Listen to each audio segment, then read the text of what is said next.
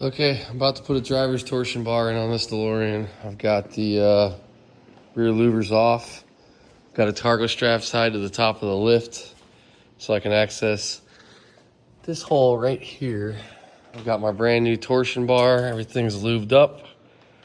So I'm gonna get ready, get this thing in. All right, I'm looking for 2 to 3 inches on the door. I got it. It might be a little bit tight. We'll see. You can see I got the new bar in there, and you can see I started here and I ended up about 45 degrees. So I marked a 3 o'clock and a 12 o'clock, and I ended up at about 1:30. So I'm gonna go ahead and put this strut on and test it, but I did this all by myself using a strap to the ceiling. If you don't have a lift, you don't need one, use the ceiling. The first time I ever changed one of these was in a storage unit with my buddy Chris. That was fun. Didn't even have to take the T-panel off. You just gotta be careful and make sure you have the right tools. Well, I tell you, I've done a couple of these, so I kind of know how they feel. I got lucky on this one. Very first adjustment. Boom, no bounce at the top really, just a light. And they're both even.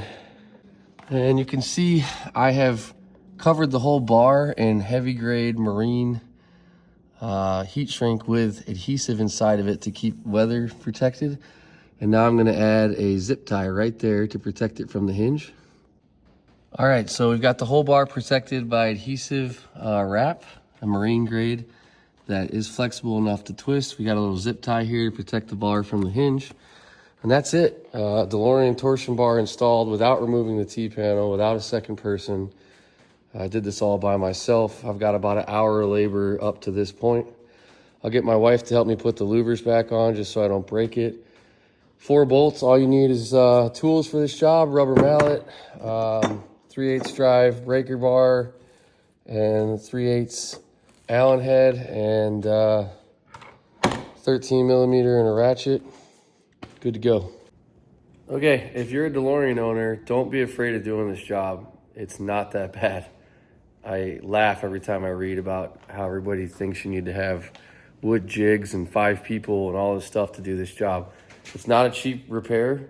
That new torsion bar was $1,100. New strut for the door is about 30 bucks. But I think the DMC shops are probably charging a couple grand to do this. And that's money you can put in your pocket. I mean, I did this in an hour by myself. Get a buddy that you trust that's somewhat mechanically inclined. Do it yourself.